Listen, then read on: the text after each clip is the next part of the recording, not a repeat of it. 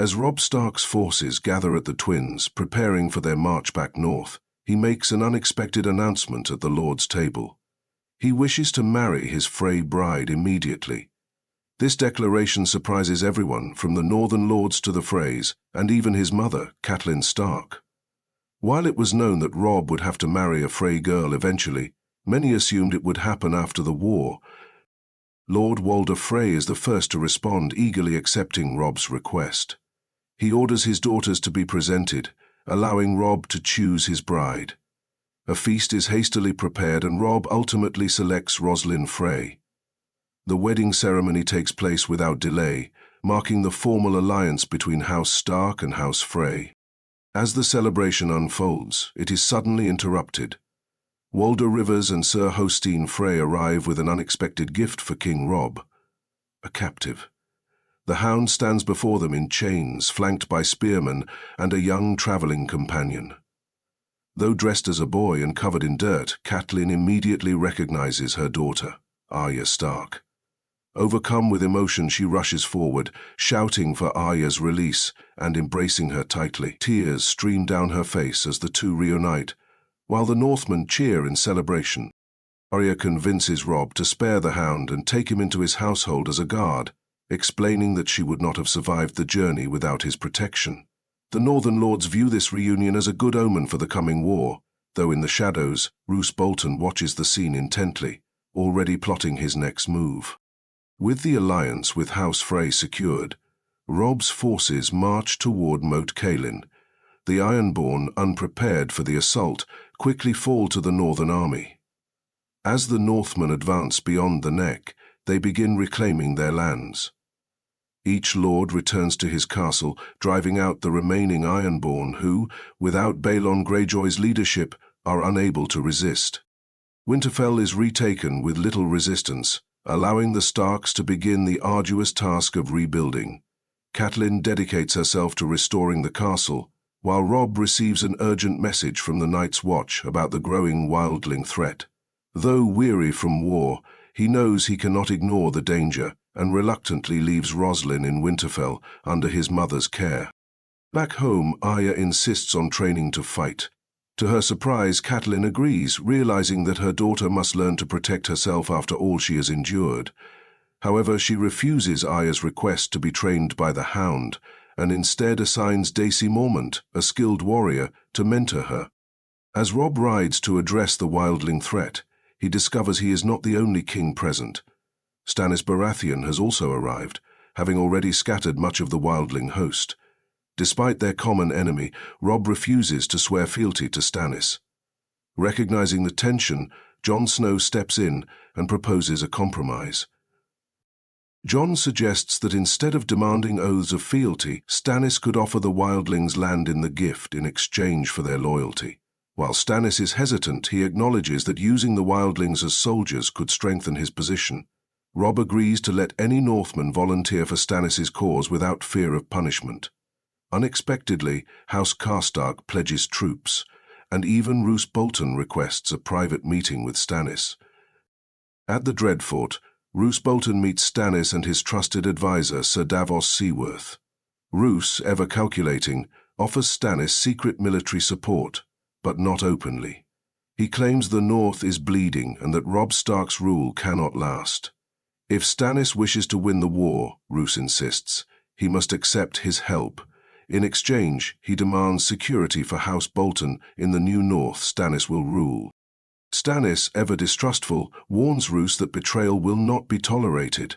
Nonetheless, he accepts the offer, and true to his word, Roose provides 3,000 men from houses Bolton, Ryswell, Dustin, and Hornwood. With nothing left to gain in the north, Stannis sails south to reclaim his lost holdings in the Stormlands. In the Stormlands, Stannis wastes no time retaking his captured castles, storming them and forcing their garrisons to fight for him. Roose Bolton, alongside him, sows fear and chaos, using ruthless tactics to break enemy resistance. Their timing is perfect. Lord Tywin Lannister has died, throwing the realm into uncertainty. With Joffrey Baratheon also dead, only the boy King Tommen remains under the regency of Queen Cersei. Meanwhile, Robb Stark resumes his southern campaign, gathering reinforcements from the Riverlands. As both kings advance against the Lannisters, Cersei receives a letter from Roose Bolton. In it, he reveals his true allegiance and proposes an alliance. He reminds her that he once facilitated Jaime Lannister's return to King's Landing and now offers to betray both Robb Stark and Stannis Baratheon on one condition: he must be named Warden of the North. Unaware of Roose's treachery, Stannis continues his campaign. However, as he nears the Crown Lands, he learns that a combined host of Tyrell and Lannister forces is moving to intercept him near Summerhall. The two armies clash, and though Stannis initially holds the high ground, the tide turns when Bolton's men suddenly retreat, creating a devastating gap in Stannis' lines. The Lannisters seize the opportunity, surrounding Stannis' forces. In the ensuing chaos, Stannis fights with relentless fury, cutting down foe after foe. But as the battle turns against him, he is pulled from his horse and slain. Ser Davos barely manages to escape with his king's body, preventing it from falling into enemy hands. Though Stannis is dead, the Northmen under Roose Bolton remain largely intact. Knowing they cannot stand against the combined might of the Lannisters and Tyrells, they retreat into the wilderness, waiting for their next opportunity. Back in the north, Roose Bolton's treachery is still a secret, as his body double maintains the illusion of his loyalty to House Stark. However, in truth, his son, Ramsay Bolton, is tightening his grip on the region. With the full strength of the Dreadfort at his command, Ramsay begins challenging Lord Manderly's control over the Hornwood lands. Ramsay's forces seize Torrens Square, misleading its defenders into believing that House Bolton was promised the Hornwood lands. This deception sparks infighting among the northern houses, with the Flints, Karstarks and Glovers all vying for control. As the conflict escalates, Arya and Catelyn struggle to maintain order in Robb's absence. Seeking to exploit the chaos, Ramsay approaches Catelyn and Arya with a proposal. He offers to restore peace to the region in exchange for temporary control of Hornwood. Though neither trusts him, they recognize that granting the lands to another house after such bloodshed could set a dangerous precedent. Before they can decide, Lord Wyman Manderly arrives at Winterfell, his expression grim. He looks at Catelyn and states coldly, "I take it the bastard has made his suggestion." The cold wind howled through the halls of Winterfell, rattling the wooden doors and shaking the torches along the stone walls. Outside, the castle was bathed in darkness, save for the occasional flicker of torchlight held by the enemy surrounding them. Daisy Mormont pulled her armor tightly over her body, fastening the clasps with steady hands. Her face was calm, but her heart pounded like a war drum. "Get that door secured," she ordered, glancing at Sir Wendell Manderly, who was already moving.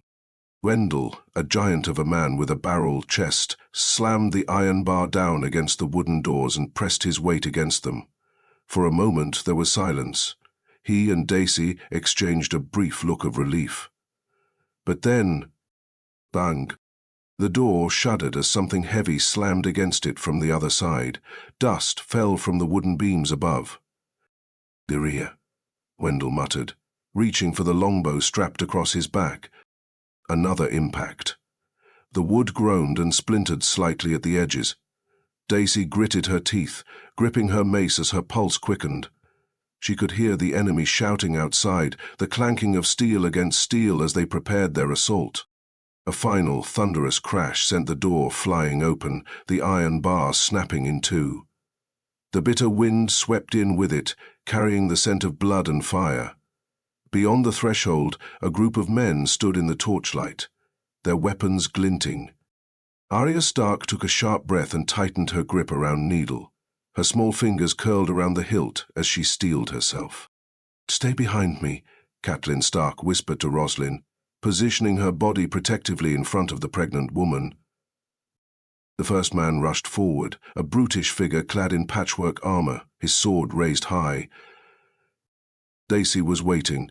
With a powerful swing, she slammed her mace into his chest, sending him crashing backward with a sickening crack. Wendell let loose an arrow. It struck the second man in the throat, sending him crumpling to the ground, gurgling on his own blood. Another attacker lunged at Daisy, his sword clashing against hers. They locked blades, struggling for dominance. He was stronger, but not faster. Arya saw her opening. She darted forward and drove needle into the man's calf. He let out a cry, his balance faltering, just enough for Dacey to wrench free and deliver a crushing blow to his skull. Another soldier charged toward Wendell. Arya reacted instinctively, slashing at his thigh before he could land his strike. The man staggered, giving Wendell enough time to ram his dagger into the attacker's ribs. But then the tide shifted. More men stormed in, 10, maybe more. They rushed the two defenders, swarming them with brutal efficiency. Dacey fought like a lioness, her mace breaking bones with every swing, but she was overwhelmed. A sharp cry escaped her lips as a blade found its way into her side. Wendell roared in pain as a sword slashed across his thigh.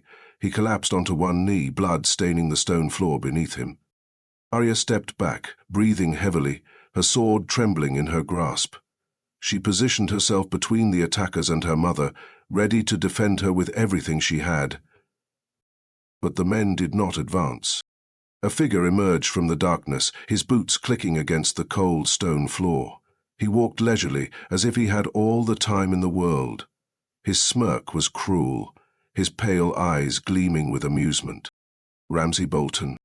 The silence that followed was thick, suffocating.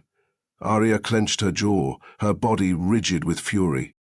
Ramsay took his time observing the scene before him. His gaze flickered to Dacey, to Wendell, and finally to Arya. His smirk widened. "Ah, the little wolf," he said, his voice dripping with mockery. "You gave me good sport, but there's nothing left for you here.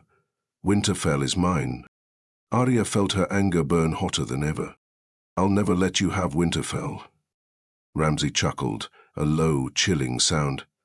"We shall see, once I start plucking those pretty eyes of yours out." With a sudden burst of speed, he drew his falchion and lunged at her. Arya barely dodged in time. She felt the wind of his blade rush past her cheek as she danced backward. Ramsay was older, stronger. His strikes came fast and vicious, forcing Arya onto the defensive. She parried desperately, her lighter blade giving her an edge in speed, but Ramsay was relentless. He pushed her back with every attack, his ferocity unmatched. He swung again. Arya barely managed to block. Another swing, she ducked.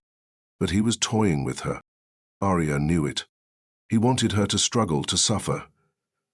And he was enjoying every second of it. She made her move, a feint to the left, then a lunge to the right. She aimed for his ribs. But Ramsay was faster. He caught her wrist in an iron grip and twisted. A sickening snap. Arya screamed as white-hot pain shot through her arm. Needles slipped from her grasp, clattering onto the ground. Ramsay grinned. He shoved her down, Pinnacalish 1X carring her beneath his weight. "I'm not supposed to kill you," he mused, drawing a dagger. "But my father never said I couldn't take a bit of skin off." Arya struggled, her free hand clawing at his arm, but he was too strong. The blade inched closer to her face. And then, a scream. Not hers. One of Ramsay's men collapsed with a sword protruding from his chest. His lifeless body was shoved aside as a towering figure stepped into the doorway. A shadow loomed over them. Sandor Clegane. The Hound's dark eyes burned with fury. His heavy longsword gleamed with blood. The Bolton soldiers rushed at him. The Hound let out a low growl and met them head-on. He cut through the first man like paper, sending a spray of blood across the stone walls. Another came at him. He flung the attacker aside with a single, brutal swing. The rest hesitated, trying to surround him. But the Hound's blade moved in wide, deadly arcs, keeping them at bay. Arya seized the opportunity. She drove her knee into Ramsay's ribs and squirmed free just as the Hound finished off the last of his men. Ramsay was furious. He snatched his falchion and charged at Sandor. Their blades clashed. But Ramsay was no match. The Hound parried effortlessly, his movements precise and deadly. With a final shove, he sent Ramsay sprawling onto the ground. Before Ramsay could react, the Hound buried his sword into his skull. The room fell silent. The Hound kicked Ramsay's lifeless body aside and turned to Arya. "You all right, go?" Arya exhaled, the pain in her wrist throbbing, but she nodded. "I am now." Catelyn rushed forward, helping Dacey and Wendell to their feet. Moments later, a messenger arrived. His face was pale, his voice trembling. "Robb Stark has fallen. The North had lost its king, and everything had changed."